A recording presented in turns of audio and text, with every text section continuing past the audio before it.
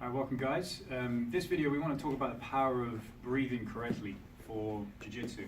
So a lot of times with strength training, or a lot of times you might be struggling in a position and you feel like you're not well coordinated enough, or you don't have enough strength, and that breathing pattern's off. So we want to get that engaged so that we can use our core properly to help us get that strength back and help us feel more coordinated and be a lot more efficient, so we're using less energy in the movements that we make.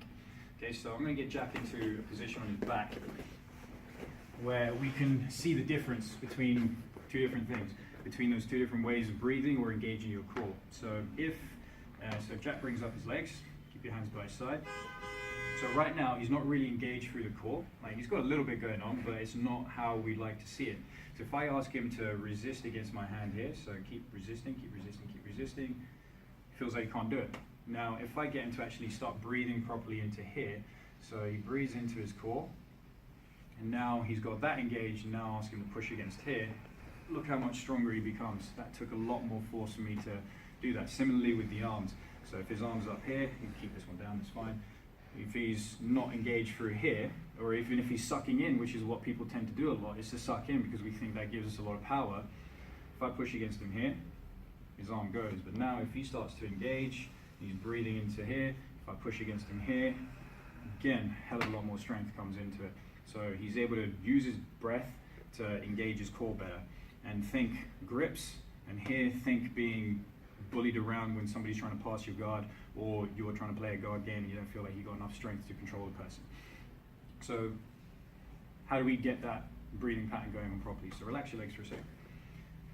You're going to lie down on the floor in this position, and you want to make these 4 checkpoints.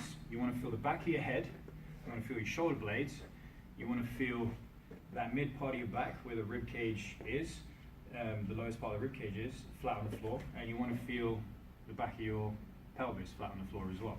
So 1, 2, 3, 4, get them flat on the floor. If you struggle with this bit here, you can just raise your legs up, so you can push them up, push your feet up against the wall, or you can have them relaxed on a surface like a coffee table or the edge of the bed if you're going to practice this at home, just to make sure that you've got that flat that part of your back on the floor so you can actually breathe correctly into here.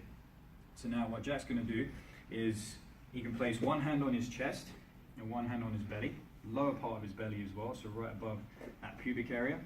And when he breathes in, he wants to feel like this hand is rising and this hand goes up this way, but not towards his chin. So it's great, so you're starting to get the hang of that. And the next thing you can do is put his hands on the side of his rib cage, so on either side, because it's not just about going up and down through here, it's about moving the rib cage sideways here as well, so you're getting the whole unit working nicely for you. So just hands a little bit higher up through here. So when you do this for yourself, you want to feel the base of the rib cage, and you want to feel that opening up to the sides here as well. Good stuff. So you can first practice by taking deep breaths, and you want to start regulating that breath. Okay, so this is a good practice to get into. You can do it again before class just to make sure you're activating a breathing pattern. You can definitely do it after class, because when you start to fatigue, you might lose that breathing pattern. You can do it any time of the day because it's innocuous. You know, you can do it when you're taking public transport. You can do it while you're walking around. You can do it when you're sitting at your desk. Anytime you can do it, you can try and practice this breathing pattern. So relax, Jack.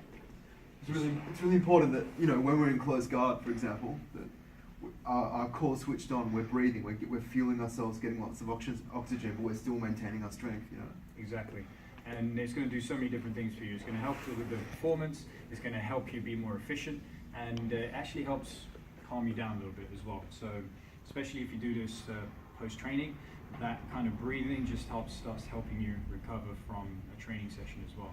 So give it a go, give us your feedback, see how you get on with it, and let us know how you're getting on with it, and we can try and give you some tips as we go along the way to make this exercise better for you and work better for you. So it's a good starting point to improve your breathing and start seeing it affect your jiu-jitsu game. Awesome.